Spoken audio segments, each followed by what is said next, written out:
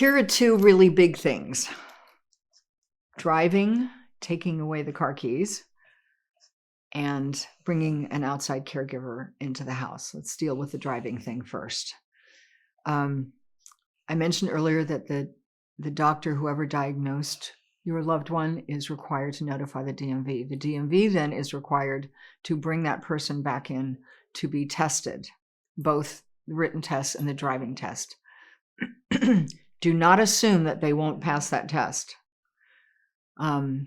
It's a really loaded thing, taking a car away from somebody. And the person who has been diagnosed with Alzheimer's or really any other kind of dementia is going to resist that. And I have heard of people studying and studying and studying and passing. They will, if that happens, the DMV will give them a license for a short amount of time, usually about 6 months. It's not a perfect solution. So ultimately, you are going to have to take away the car keys. It's usually not easy. I have heard of people disabling the car in the middle of the night and then saying, oh, we can't afford to get it fixed. I've heard of people stealing their parents' car in the middle of the night and saying, we can't get another one. I've heard of all sorts of things, ways to stop that person from driving. But it is really important. I mention a lot to people about the Santa Monica Farmers Market incident years ago when the man just drove through the farmers market and bodies were bouncing off the hood of the car. That family got sued and lost everything. So that is what happens. And if that sounds scary, it's because I'm trying to scare you. This is a big thing.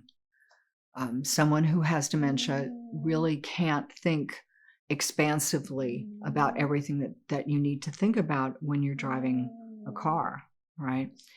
So the best thing to do is sort of the same tactic as with a child. If you're going to take something away, give them something to substitute. Set up a program with Uber or with Lyft. I know that Lyft, I think, has a section for elderly people that make it easier so they don't have to always be on their cell phones and calling them. And this sort of laps over into the caregiver thing, if you can find an outside caregiver who drives, but make it appealing to them. They don't have to look for a parking space anymore. They don't have to worry about putting gas in their car. They don't have to worry about anything. They have a limousine service. It probably isn't going to be a limousine, but make it palatable and make it a positive change for them so that the fact that you're taking something away isn't the overriding reality.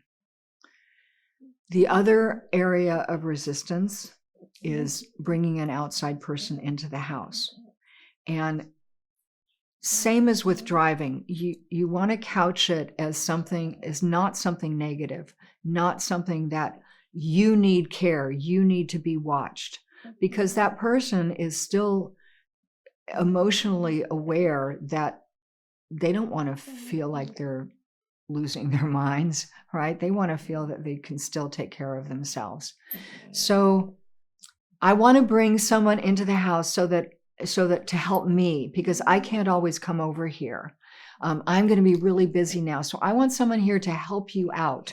You shouldn't have to do the dishes and clean up the house and things like that. However you want to frame it so that it's not that we have to have someone here watching you so that you don't light the house on fire. Don't say things like that. That won't go over well. Make it a positive thing. Or if you can overlap it to the driving, we're going to get someone to come in the daytimes and she or he has a car. So wherever you want to go, they will take you. And again, you don't have to worry about parking. You don't have to worry about anything. They'll take care of all of that. Anything you can spin to be a positive, you're probably still going to reach some resistance. There's going to be a stranger in the house. I would also recommend, in terms of caregiving, that you go to an agency, because if you go to someone independently and something happens, they get ill or they get in an accident or something and they can't come, you don't have a backup. If you have an agency, the people have been vetted. If someone doesn't work out at first, they will send you someone else. And if that person comes down with a cold or something, they will send you a substitute. So you want to be protected in that way. And it's okay if the first person who comes doesn't work out. It's okay if the second person who comes doesn't work out. Eventually you will find someone.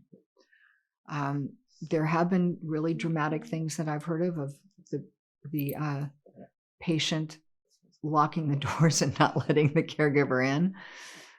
Make sure you have a key to their house so that you can open the door. Ultimately, they will get used to it.